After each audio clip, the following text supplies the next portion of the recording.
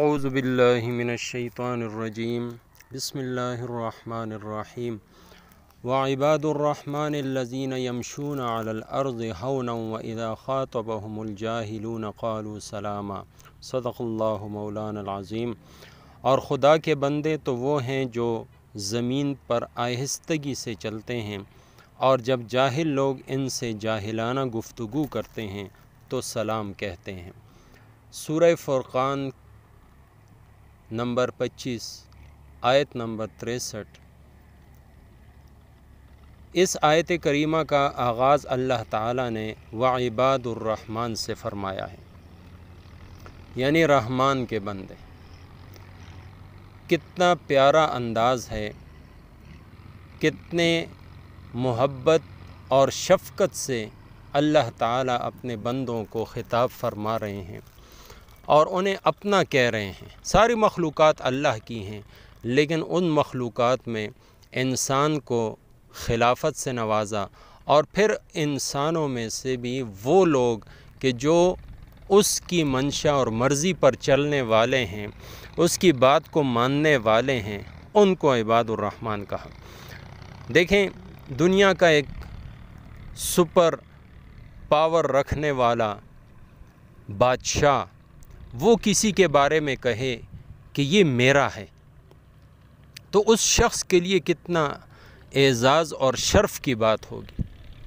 اور ایسا بادشاہ کہ جس کی بادشاہت بہت لمبی مدت تک ہو اور عظیم بھی ہو، قوت والا بھی ہو، پھر ایسے بادشاہ کی طرف سے کسی کو اپنا کہا جائے تو ظاہر ہے کتنے شرف اور اعزاز کی بات ہے۔ ایسے لاکھوں کروڑوں بادشاہ مل جائیں اور پھر ان کا ایک بادشاہ ہو، تو اس بادشاہ سے بھی اللہ جل جلالہ کی بادشاہی، حکومت اور اس کی جو سلطنت ہے وہ عظیم ہے، بڑی ہے۔ یہ کروڑوں اربوں اللہ رب العزت کے سامنے ذرے کی حیثیت نہیں رکھتے، وہ احکم الحاکمین ہے۔ تو وہ احکم الحاکمین کہے کہ یہ میرے بندے ہیں، کس قدر اعزاز اور شرف کی بات ہے۔ اور پھر عباد الرحمن میں اللہ رب العزت نے عباد القہار یا عباد الجبار، عباد السمیع، عباد العلیم نہیں فرمایا، عباد الرحمن فرمایا، یعنی رحمت والی صفت کو اللہ تعالیٰ نے یہاں پر ظاہر فرمایا، جس میں لوگوں سے یہ تقاضا کیا جا رہا ہے کہ اس رحمت والی صفت کو تم نے بھی اپنانا ہے، آپس میں رحم دلی کے ساتھ اور ہمدردی والے جذبات رکھنے ہیں۔ جس طرح اللہ جل جلالہ ساری کائنات کو پال رہے ہیں، مسلم و غیر مسلم اور ہر قسم کے موذی جانور، کتے اور خنزیر تک کو وہ رزق دے رہا ہے، ان پر رحم فرما رہا ہے، تو ایسے ہی جو اللہ کے بندے ہوتے ہیں وہ بھی رحمت کی صفت سے متصف ہوتے ہیں۔ جیسے ہم کہتے ہیں کسی کو کہ تو شجاع اور بہادر کا بیٹا ہے، تو مطلب یہ ہے کہ اس شخص سے بھی ہمیں بہادری مطلوب ہوتی ہے کہ تم بھی بہادری کے جوہر دکھاؤ۔ اس کو تو ہم مانتے ہیں کہ تم بہادر کے بیٹے ہو، لیکن جب تک تم اپنے جوہر خود نہیں دکھاؤ گے، ثابت نہیں کرو گے، اس وقت تک دنیا نہیں مانے گی۔ اسی طریقے سے اللہ تعالیٰ عباد الرحمن فرما کر یہ بتا رہے ہیں کہ اے میرے بندو، اے اللہ کے بندو، تمہیں صفت رحمت سے متصف ہو کر دنیا میں رہنا ہے۔ پھر اس کے بعد ان کی جو صفات بیان فرمائی ہیں، اس میں پہلی صفت تواضع کی ہے کہ عباد الرحمن وہ تواضع، عاجزی اور انکساری کے جذبات سے بھرے ہوتے ہیں۔ لیکن ایک عجیب بات کہ یہاں پر تواضع کے لفظ کو نہیں لایا گیا، بلکہ اس کے تاثر کو لایا گیا کہ اس کے اثرات کیا ہوتے ہیں۔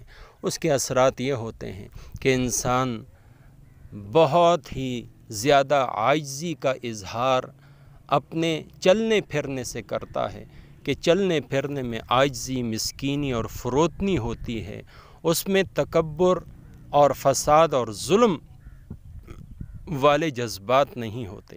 جیسے حضرت لقمان نے اپنے بیٹے سے فرمایا تھا کہ اکڑ کر نہ چلا کر، لیکن یہ بات بھی یاد رکھیں کہ اس کا ہرگز مطلب تصنع اور بناوٹ نہیں ہے کہ بناوٹ سے کمر جھکا کر بیماروں کی طرح قدم قدم چلنا، یہ تو ریاکاروں کا کام ہے۔ اپنے آپ کو دکھانے کے لیے اور دنیا کی نگاہیں اپنی طرف اٹھانے کے لیے ایسا کرتے ہیں۔ نبی علیہ الصلاۃ والسلام کی عادت اس کے برعکس تھی۔ آپ کی چال ایسی تھی گویا آپ کسی اونچائی سے اتر رہے ہیں۔ سلف صالحین نے بیماروں کی سی تکلف والی چال کو مکروہ فرمایا ہے۔ حضرت عمر فاروق رضی اللہ تعالی نے ایک نوجوان کو دیکھا، بہت آہستہ آہستہ چل رہا ہے۔ آپ نے اس سے پوچھا کیا بیمار ہو؟ اس نے کہا نہیں۔ آپ نے فرمایا پھر یہ کیا چال ہے؟ خبردار جو اس طرح چلا تو کوڑے کھائے گا۔ طاقت کے ساتھ جلدی جلدی چلا کرو۔ تو اس آیت کریمہ میں اللہ رب العزت نے مومنوں کی صفت تواضع عاجزی کو بیان فرمایا ہے۔ امام حسن بصری نے اس آیت کی تفسیر میں نہایت عمدہ بات ارشاد فرمائی کہ مومنوں کی آنکھیں اور ان کے کان اور ان کے اعضاء جھکے ہوئے اور رکے ہوئے رہتے ہیں، یہاں تک کہ گنوار اور بیوقوف لوگ انہیں بیمار سمجھ لیتے ہیں، حالانکہ وہ بیمار نہیں ہوتے بلکہ خوف الہی سے جھکے جاتے ہیں۔ ویسے پورے تندرست ہیں لیکن دل اللہ کے خوف سے پر ہیں۔ آخرت کا علم دنیا طلبی سے اور یہاں کے ٹھاٹ سے انہیں روکے ہوئے ہے۔ یہ قیامت کے دن کہیں گے کہ اللہ کا شکر ہے جس نے ہم سے غم کو دور کر دیا۔ اس سے کوئی یہ نہ سمجھ لے کہ انہیں دنیا میں کھانے پینے وغیرہ کا غم لگا رہتا تھا۔ نہیں نہیں، اللہ کی قسم دنیا کا کوئی غم ان کے پاس بھی نہیں پھٹکتا تھا۔ ہاں، انہیں آخرت کا کھٹکا ہر وقت لگا رہتا تھا۔ جنت کے کسی کام کو وہ بھاری نہیں سمجھتے تھے۔